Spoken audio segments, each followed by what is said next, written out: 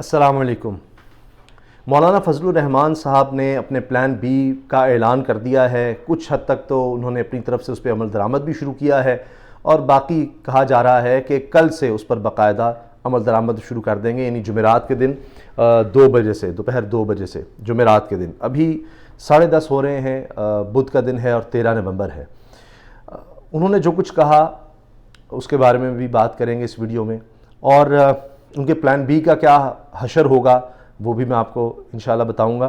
اس سے پہلے میں عرض کرنا چاہتا ہوں کہ مجھ سے بہت سمجھدار اور بڑے سینئر صحافی جو جا کر ان سے کنٹینر میں ملتے رہے اور ان کی خواہشات لوگوں تک پہنچاتے رہے، اور یہ کہتے رہے کہ مولانا صاحب نے تو وہ کر دیا ہے جو تاریخ میں نہیں ہوا، مولانا صاحب کا لگتا ہے ارادہ پکا ہے اور وہ کبھی واپس نہیں جائیں گے استعفے کے بغیر، حکومت ہل گئی ہے۔ باقاعدہ ایسے لگ رہا تھا جا کے باقاعدہ مولانا سے مشاورت کر رہے ہیں، ان کو بتا رہے ہیں کیا کرنا چاہیے کیا نہیں۔ بڑے مشہور اور بڑے سینئر صحافی ہیں۔ ابھی کل وہ لکھ رہے ہیں جناب، ان کا آپ پڑھیں کالم، تو یہ لکھا جا رہا ہے کہ مولانا صاحب تو آخری حد تک جائیں گے اور انہوں نے اب اس حکومت کو گرا کر ہی چھوڑنا ہے۔ یہ سب اشارے دیے جا رہے تھے پہلے دن سے ہی۔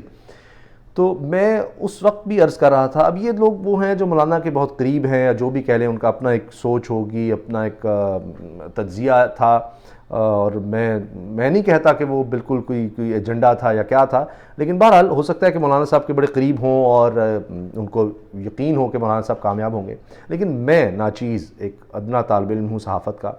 آپ میرے اس پرسنل چینل پر، اسامہ غازی یوٹیوب چینل پر، آپ ویڈیوز دیکھ لیں مولانا فضل الرحمان صاحب کے حوالے سے۔ کل بھی شاید اس سے 1 دن پہلے 2 دن پہلے جتنی بھی ویڈیوز ہیں ان میں جو کہتا رہا، آپ دیکھیے کہ وہی کچھ ہوا۔ اندازے غلط بھی ہو سکتے ہیں، یہ نہیں کہ میں کوئی بڑا کمال یا کوئی جوتشی ہوں یا کوئی عالم ہوں کہ کوئی وہ دیکھ کے ہاتھ دیکھ کر یا ستاروں کی چال، نہیں، نظر یہ آ رہا تھا مولانا صاحب کی۔ آپ تاریخ دیکھ لیں تو اس لحاظ سے میں نے آپ کو پہلے بتا دیا تھا، میری ویڈیوز میں موجود ہے، آپ دیکھ لیں، مجھے کہنے کی ضرورت نہیں ہے کہ پلان بی ان کا یہ ہے، اہم شاہراہیں بند کرنے کا انہوں نے جو اعلان کیا ہے، اور یہ ان کا پلان بی ہوگا۔ اور میں نے بتا دیا تھا کہ پیر کے دن وہ اس حوالے سے بات کریں گے، پیر کو پھر انہوں نے اس پر مشاورت کی، اور اس کے بعد انہوں نے اگلے روز کہہ دیا کہ ہم کل اس کا اعلان کر دیں گے، یعنی آج کے دن۔ اب انہوں نے بدھ کے دن اس کا باقاعدہ اعلان کر دیا ہے۔ کل سے کہا جا رہا ہے کہ 2 بجے اہم شاہراہیں پاکستان کی بند کر دی جائیں گی، جو صوبوں کو آپس میں ملاتی ہیں، یا جو بارڈرز کی طرف جاتی ہیں، یا جو اہم شہروں کو آپس میں ملاتی ہیں۔ تو واہ جی واہ، مولانا صاحب کا میں کیا کہہ سکتا ہوں، یہ بڑا کوئی جیسے وہ کوئی کار خیر کرنے لگے ہیں، بڑی کوئی خدمت کرنے لگے ہیں ملک کی یا دین کی، کہ تمام تجارت کو روکنے کی کوشش کرنے لگے ہیں۔ اس وجہ سے پلان بی کا حشر کیا ہوگا میں اس پر آتا ہوں، لیکن آپ دیکھیں کہ کتنے فخر سے اعلان کیا جا رہا ہے کہ ہم جناب تمام شاہراہیں بند کر دیں گے، یعنی پاکستان سے کوئی جا نہ سکے ایک علاقے سے دوسرے علاقے میں، یعنی نہ کوئی سکول جائے، نہ کوئی کاروبار کرے، کچھ بھی نہ کرے ہیں جی۔ اور پھر کہہ رہے ہیں کمال ہے کہ آپ نے جی بلاک کرنے ہیں راستے، لیکن ایمبولینس کو رستہ دینا ہے۔ مطلب کس کو بیوقوف بنا رہے ہیں آپ؟ یعنی جب ٹرک سارے رک جائیں گے، ساری سڑک بلاک ہوگی، تو کیا وہ ایمبولینس کوئی ہیلی کاپٹر کی طرح اڑ کر ان گاڑیوں کے اوپر سے آ جائے گی؟ جب کئی کلومیٹر تک آپ شاہراہیں بند کر دیں گے تو کیا ہوگا؟ تو مولانا صاحب کس طرح کی باتیں کرتے ہیں، کیا وہ کہنا چاہ رہے ہیں؟ پہلی بات یہ ہے، پلان بی کا بھی وہی حشر ہوگا۔ آپ میری بات لکھ لیجئے، پلان بی کا وہی حشر ہوگا جو پلان اے کا ہوا ہے۔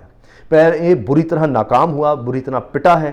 اور میں آپ کو ایک اور دلچسپ بات بتا دوں، مولانا صاحب کے اس پلان اے سے سب سے زیادہ فائدہ حکومت کو ہوا ہے۔ وہ آئے تو تھے عمران خان کو نقصان پہنچانے، لیکن ان کا سب سے بڑا فائدہ کر گئے ہیں وہ۔ کس طرح، میں آپ سے عرض کرتا ہوں۔ پہلے دیکھیے پلان بی میں کیا ہوگا، میں آپ کو بتاتا ہوں۔ پلان بی میں یہ ہوگا کہ اگر یہ اس طرح سے کل سے شاہراہیں بند کریں گے تو ظاہر ہے کہ پھر حکومت اور ریاست حرکت میں آئے گی۔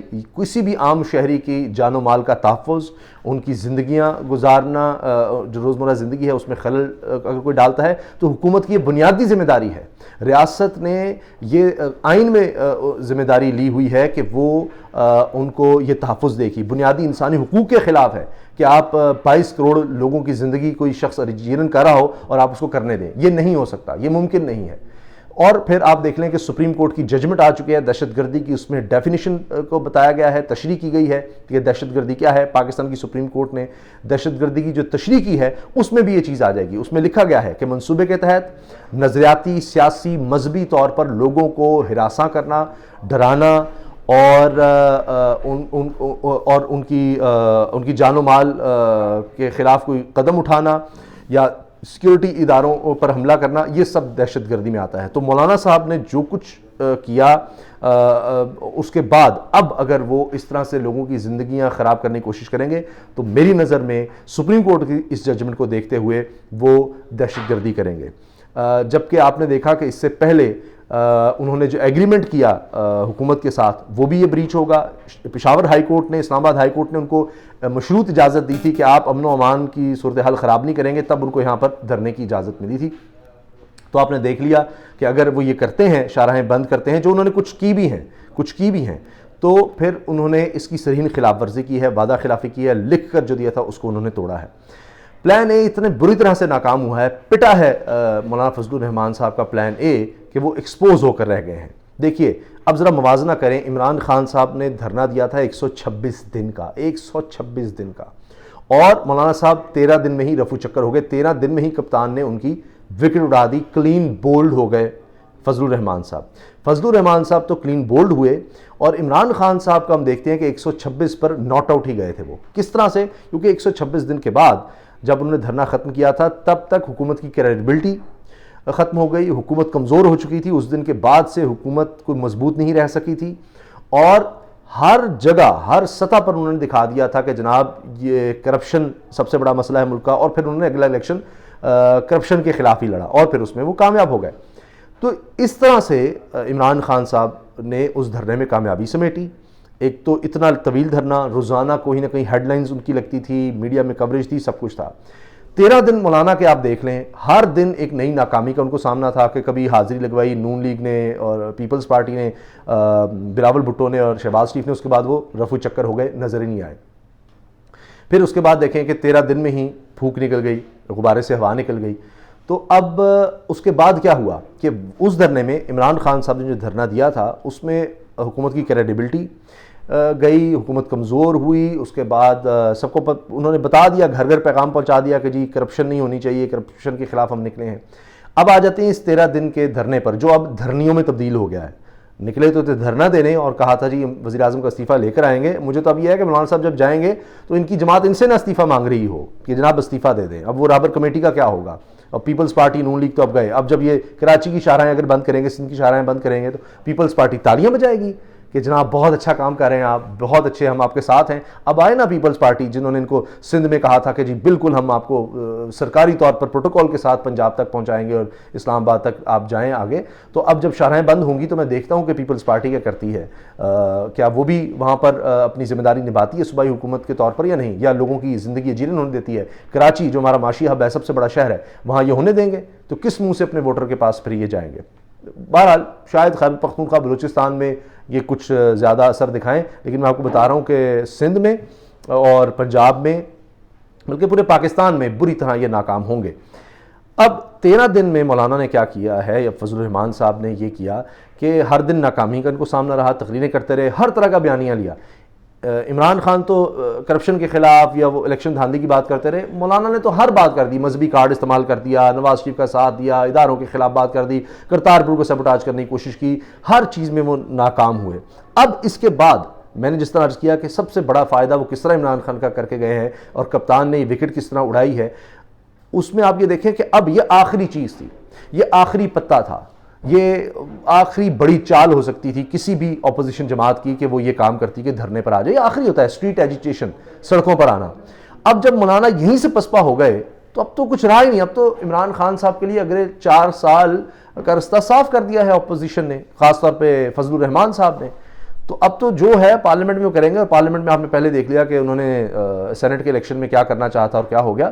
تو اب عمران خان صاحب کے لیے رستہ صاف کر دیا ہے اور منہ کی کھانی پڑی ہے. اور اب پیپلز پارٹی اور نون لیگ یہی سوچیں گے کہ بھائی دیکھو یہ آخری حربہ تھا، ہم ان کو سمجھاتے رہے کرتے رہے، انہوں نے جناب پھر اب یہ کنویں میں چھلانگ لگائی تو کیا ہوا. اور میں آپ کو ایک دلچسپ بات بتاؤں، فضل الرحمان صاحب جو یہ اس اعلان سے پہلے یہ جو بی پلان ہے ان کا، بی سی پلان جو بھی آپ اس کو کہہ لیں، اس میں وہ کیا کرتے رہے کہ یہ بھی کہا کہ اچھا یہ باتیں بھی، اچھا ہم ریڈ زون میں جائیں، ڈی چوک میں جائیں، آگے بڑھیں، یہ باتیں ہوتی رہیں. تو اس میں کیا ہوا، انہوں نے کہا جی اگر مار پڑے گی، نقصان ہوگا، ناکامی ہوگی تو ساری کی ساری ہمارے اوپر آئے گی، اور اگر کچھ کامیابی ہوتی بھی ہے فرض کر لیں تو ساری کا فائدہ تو نون لیگ کو ہوگا جو وہ پہلے بھی اٹھا رہے ہیں، پیپلز پارٹی ہوگا جو پہلے بھی اٹھا رہے ہیں ہمارے یہاں ہونے سے، ساتھ ہمارا اس طرح انہوں نے دیا نہیں اور اپنے اپنے فائدے وہ لے گئے ہیں اگر کوئی فائدے تھے تو ہمارا اس میں کیا ہے؟ تو لہٰذا انہوں نے کہا کہ جی اب دھرنا چھوڑو، اب دھرنیاں دو. تو اب یہ دھرنیاں ہوں گی اور مجھے لگتا ہے کہ جو بھی وہ دھرنیاں دے گا اس کو دھر لیا جائے گا، کیونکہ اس طرح سے نہیں ہو سکتا، بس بہت ہو گیا. اب آپ یہ دیکھیے کہ یہ مولانا فضل الرحمان صاحب کی ہار ہے. فضل الرحمان صاحب بری طرح ہارے ہیں ان کو، اور یہ پہلی ہار نہیں ہے.